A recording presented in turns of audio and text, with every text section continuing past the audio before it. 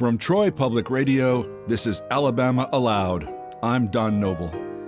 Alabama Aloud is the only podcast where you can hear the works of Alabama's authors read in their entirety, and this is our very first episode. Today, I'll be reading 3 short stories from Alabama authors: Love by Michelle Richmond, Alaska by Tom Franklin, and The Other Shoe by Jennifer Horne.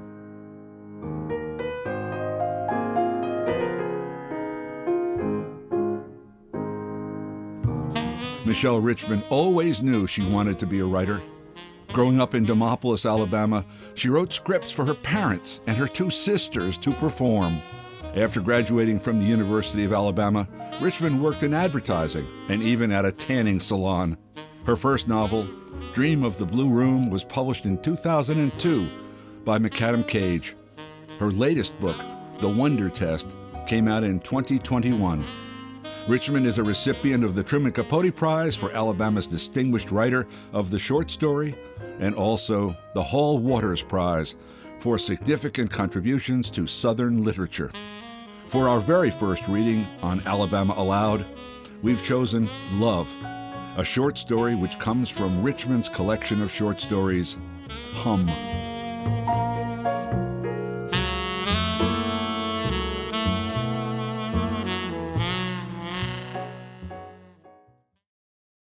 He doesn't want to say that his wife has changed, but she has.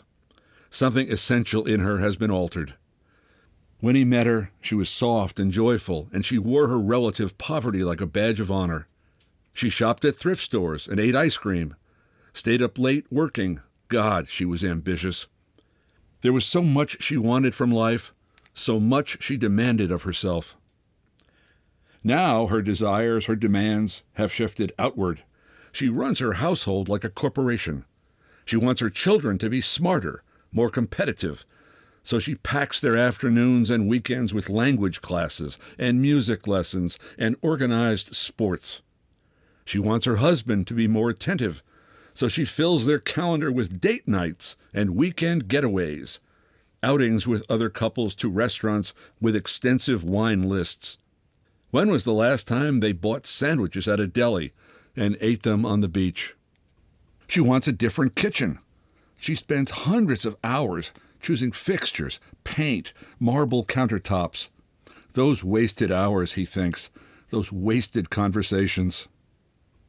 Her body is a rock. She's taken up running and resistance training, Pilates on Tuesdays, CrossFit on Thursdays. She's in the best shape of her life. Men no longer look at me, she complains. You get older and women still look. It's not about age, he tells her. Then what is it about? You're beautiful, he says, trying to change the subject. In fact, she's only 40. He looks at women her age and older all the time. How to tell her that her body, so muscled, so disciplined, so hard and angular, is like a stop sign. When he holds her, his hands press into bone and muscle. He used to love the pillowy feel of her hips, the slight cushion of her belly. He's heard her boasting to friends that she's down 4 sizes from their wedding. She's so lean that her body looks stingy. When they go out to dinner, she invariably demands some variation to the dish. She orders fish, but wants it grilled, with no butter. She refuses the bread, the dessert. She stares angrily at his potatoes. It's this town, he says to her. We should move. What's wrong with the town? What's wrong with the town is what is wrong with her. She used to love to drive to the beach on the edge of the city with its graffiti-spattered seawall and sand dunes covered with ice plant. Now, when she says beach, she means Hawaii. She used to love easy weekends, reading the paper and going to the movies. Now they spend winter Fridays driving to their rented cabin in Tahoe, wrestling with snow chains. The children, pale from exhaustion, beg to quit the ski team, but she has already dropped a few thousand on equipment. It's crazy that we don't own a place up there, she says. Crazy. He remembers their first vacation. They took a driving trip in his old Nissan Stanza through Texas and Alabama down to the Florida Panhandle. They slept in shabby motels and ate at Denny's. They made love everywhere they went. She was beautiful and a little sloppy. She bought a sundress from the Daughters of the American Revolution charity shop in Galveston and wore it for a week with a pair of old cowboy boots she'd had since high school. She gained a few pounds from all the milkshakes and hash browns and didn't care. She loved to kiss him, couldn't get enough of him. She was kind to everyone. She left big tips she couldn't afford. She got excited about roadside attractions. His best friend described her as sweet. God, she was sweet. When he hears her berating the housekeeper, his heart breaks. He can't say, "I don't recognize you." Instead, he says, "If you expect it from yourself 1/10 of what you expect from others." This ends badly. There are tears and recriminations. She takes a weekend getaway, saying she needs time to herself. She actually uses the phrase retail therapy. He feels sick. What has happened to her, to them? If he had been less successful, if she had been required to work, if they had not chained themselves to this monstrous house in this ridiculous town, would she still be the woman he once knew? When she returns, he apologizes, even though he doesn't believe he has done anything to apologize for. Still, he wants to make things right. He wants her back, the woman he fell in love with, the woman who fell in love with him. This town is toxic, he says. Let's go somewhere else. We can downsize. We can all spend more time together. We can rent a cottage on the Gulf Coast. The kids can play in the surf and hunt sand crabs. You can work again if you want. For a moment, she softens. He feels a glimmer of hope. He's waiting for the sign that she still loves him, that she still loves their children, that she is capable of love at all.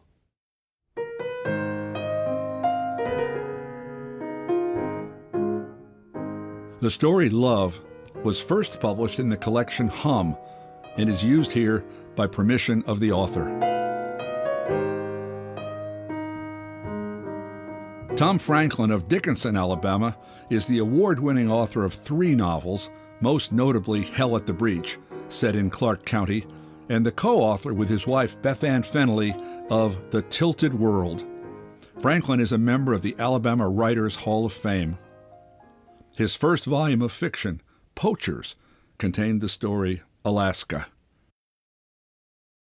Our aim was this, Alaska. To abandon Mobile at dawn without telling anybody, not even our girlfriends or our boss at the plant. Bruce knew a bail jumper who got a deckhand job on a crab boat off the Alaskan coast where she made $500 a day.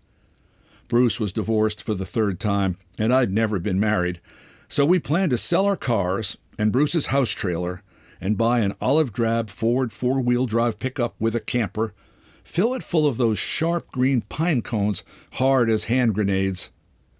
Bruce heard you could sell those suckers for $5 apiece in New England. They're crazy up there, he said. Driving through Georgia and Tennessee, we'd look for tent revivals where they had faith healing. If we found a good one, we'd stop and visit a service. Bruce would fake heart disease, and I'd be an alcoholic.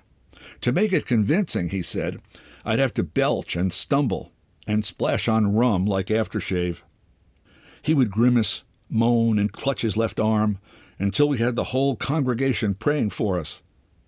When the ushers passed the KFC buckets for donations, we'd shrug and say we were flat broke, just poor travelers, homeless. Bruce had stolen his second ex-wife's Polaroid camera, which we'd keep handy for making pictures.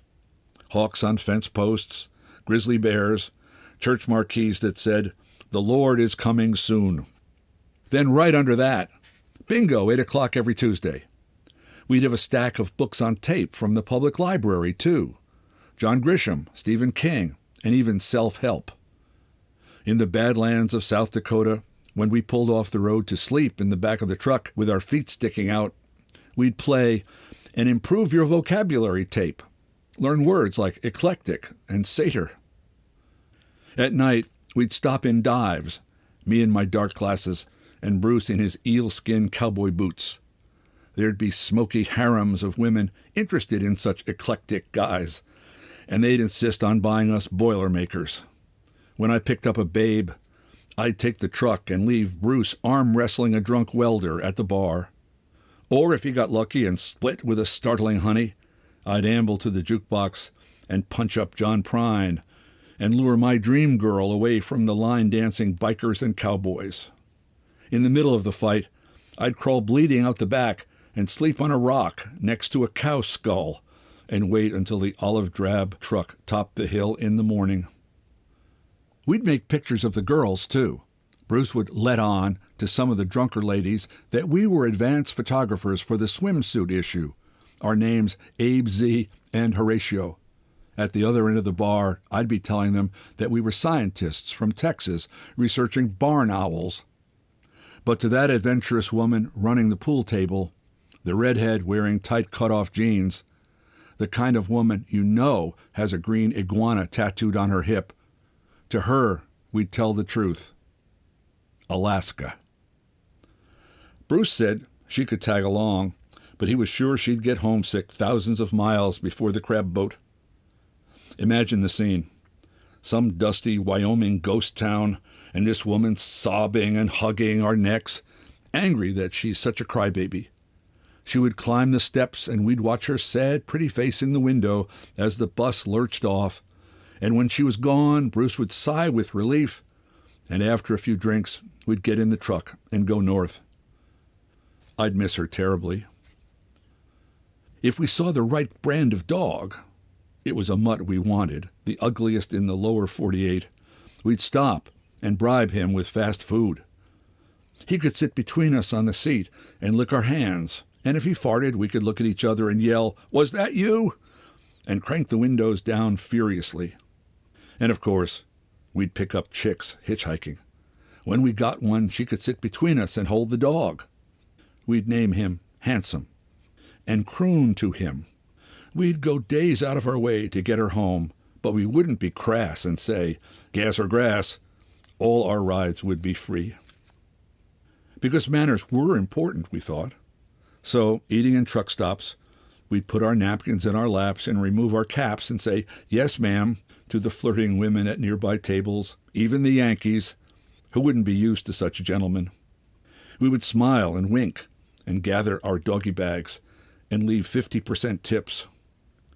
Our waitresses would long to follow us, and the pretty gas station checkout girls would lean over their cash registers to read our names off the backs of our belts, not only because of our unusual looks and ugly dog, but our cultured Southern manners. And sportsmen to the end, we'd skid off the road when we saw a private golf course. We'd step out of the trees in our loud pants and vault the fence and drive our used balls into the clouds, needing binoculars to watch the hole-in-ones 300 yards away. The serious golfers in their berets would frown at each other as we played through, carrying only one driver each, and when the stern club attendant came, we'd disappear into the woods like satyrs and reappear magically at the clubhouse bar. Or we'd stop if we found a good secluded pond, rig our rods with snagless sallies and pork rinds, cast into the hard-to-reach, around cypress knees, into grasses, keeping our lines flexible as the largemouth bass tore through the murk with the rind whipping against its gills. We'd set the hooks like pros and play the fish perfectly, then grill the shining wet lunkers over a campfire that night and sip the moonshine we'd stolen from bootleggers in Virginia. Handsome would prowl the pond and court his first she-wolf, the two of them baying softly, and in the firelight Bruce would uncase his mandolin, and I'd warm up my harmonica, and we'd play tender ballads, love songs, so sweet the woods would grow still and sad around us, and just before we'd begin to lament all the people and places we'd left behind, things we'd never see again, we would stop playing, as if on cue, and look at each other, suddenly happy, remembering Alaska, waiting for us.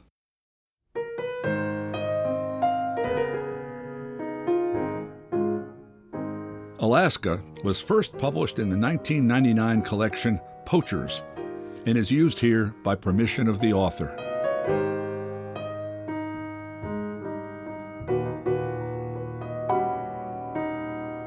Jennifer Horne has the MFA in Poetry from the University of Alabama and was Poet Laureate of Alabama from 2017 to 2021. In addition to 3 volumes of poetry, several edited volumes of essays, and a forthcoming biography of Alabamian Sarah Mayfield, Horne is the author of a volume of short stories, Tell the World You're a Wildflower. This story, The Other Shoe, first appeared in the 2013 collection The Shoe Burnin, Stories of Southern Soul, edited by Joe Formicella. My dog Lucy started bringing home shoes just after we moved to a place outside of town, beyond the university perimeter zone. At first I'd save them, hoping their partners would show up, but when they didn't, I would throw them away, although it seemed a shame. Another place we'd lived, Lucy had brought me a pair of size 7 cowboy boots, the left and then the right, a day apart. At first I worried maybe they'd come off a corpse or something, but they were clean and nearly new, so I decided they'd fallen off a truck somewhere, and I gave them to my sister for her birthday because she wears size 7 shoes and has learned not to ask too many questions about the provenance of her gifts from me. My all-purpose answer, which is also mostly true, is the thrift store, or, for my more upscale friends, a great little consignment shop. I was out walking Lucy one day. She runs free, so the walk is mostly for me and for companionship, when an old brown Ford pickup slowed to speak. I wasn't afraid. Beyond the UPZ, people do that. At the very least, they wave, nod, or tip-raise a finger up from the steering wheel. This truck was driven by a red-headed, bearded, big old guy in a T-shirt of indeterminate color. "That your dog?" "Affirmative." "She's been over at my place." "I hope she hasn't caused any trouble." "Nah, she's fine." Pause. "You new out here?" Affirmative again. I told him we lived down past the creek. A friendly response, but not too specific, just in case he did turn out to be an axe murderer. If he wasn't, he'd respect my being careful until I knew him better. "You at the university?" "Guilty as charged." "You a professor?" "No, just a librarian." "Oh, I like books. Civil War mostly. Some sci-fi." He said this defiantly, as though I would correct his choices. I told him my husband read sci-fi too. It was an easy way to sneak in the having a husband part. I said I'd better get Lucy on home, and he said, "She ever show up with a shoe?" "Ah." "I'm so sorry," I said. "I had no idea where they were coming from." He smiled, which was somewhat like seeing a bear brushing its teeth. Charming, but unexpected. "It don't matter. I ain't got but 1 foot, so she can have all the left-footed shoes she wants. I just throw 'em in a pile in the yard." He motioned for me to look inside the truck and inspect his left footlessness, but I demurred. "Didn't you notice they was all left-footed shoes?" I had not. When I got home, I told Bill the whole thing.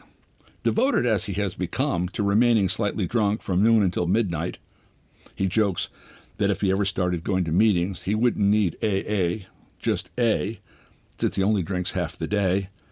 It took him a minute to grasp the various linkages of the story, but when he did, he hooted. "That old redneck is just pulling your leg," so to speak. I defended the one-footedness of the pickup truck guy, but Bill was adamant. After supper, I secretly turned down the air conditioner beyond where he likes it and went out on the porch to listen to the cicadas. Lucy followed. Loyal dog. Time passed. Leaves fell. The occasional left-footed shoe turned up in the yard. Lucy chewed them until the novelty wore off. Then I put them in the trash. Truck guy and I would wave sometimes when I was out walking. One full moon night, I was wakeful until midnight, but then fell into a deep and dreaming sleep, so strong in its reality I thought I was still awake. I walked out into my backyard, which was also my childhood backyard, and there was my dead mother sitting in a lawn chair. Her hair was long and flowing, the way it was at night after she'd let it down and brushed it out. And she was wearing a ruby-colored, full-length zip-up robe. She looked like royalty. I was so happy to see her, and she rose and hugged me. She was smiling as though she'd just discovered a gold ring in a flower bed, and she was holding a shoe. "Do you know what this is?" she asked. "It's the other shoe.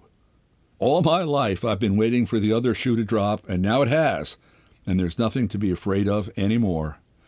Isn't it wonderful?" I felt my heart glow in my chest like a picture I'd once seen of the Blessed Virgin Mary, and we both stood there laughing and looking into each other's eyes. Just before Thanksgiving, on my way home from work, late because we'd had an event at the library I had to do the AV for, I stopped to get milk in the little country store on the corner before you go down the road that leads to our road. Bill has ulcers, and at least will always drink milk, even if he is otherwise not attentive to his health. I rarely go there. The prices are higher and the selection minimal. Some of the cans are now in the vintage category. But I did not want to go to the regular store at that hour just for milk. Something about a grocery store at dusk makes me weepy. The door opened with its cheerful ding, and as I headed down the aisle, saltine crackers on one side of me and potted meats on the other, I saw in front of me my red-headed Ford friend, both feet planted firmly on the poured concrete floor. He glanced up from the restaurant-sized can of pork and beans he was holding like it was a football, looked back down at the can, then back at me. "Hey, it's the dog, lady. Yeah, it's okay," I said. "I know what you meant. How you doing?" "Can't complain. Getting dark earlier, isn't it?" "Yep, we walk mostly early mornings these days." "Lucy brought home another shoe yesterday," I said. His face changed. He looked sad beyond belief. "Oh." He looked down at his feet, very obviously a pair. "I am so sorry. I really am. I didn't mean to tell you, no lie." I had to know. "Well, where do the shoes come from?" He smiled with the wiliness of a country boy, sensing himself already semi-forgiven. "Well, I work for my cousin sometimes, doing construction. Deconstruction, really, but not like that Derrida. Nothing philosophical, just simple deconstruction. I help take the buildings down." I waited. I was not going to be distracted by a tossed-off allusion to Derrida. "And you'd be surprised how many old leather shoes you find at these places. Sometimes in a closet, sometimes under the porch. I throw 'em in the truck, take 'em home, and compost 'em." "But why," I asked, "would he only find left shoes?" He looked sad again.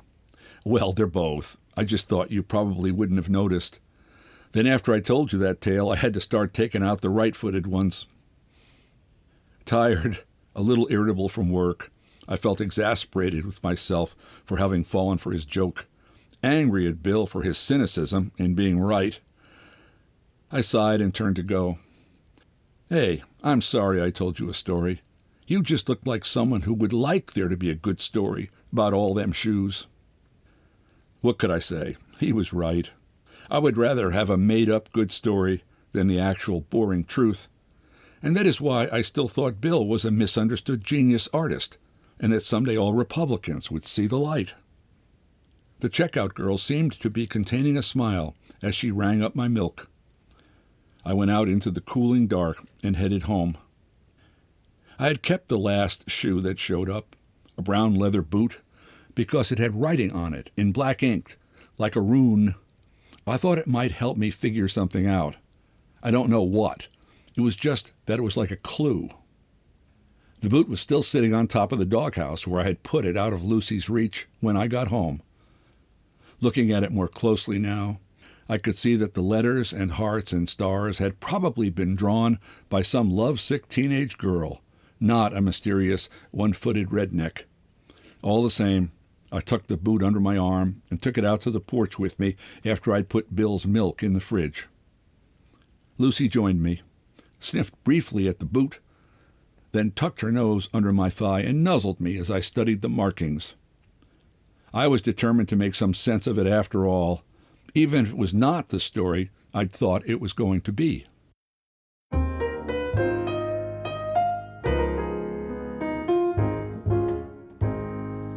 The Other Shoe was first published in the collection The Shoe Burnin, and is used here by permission of the author.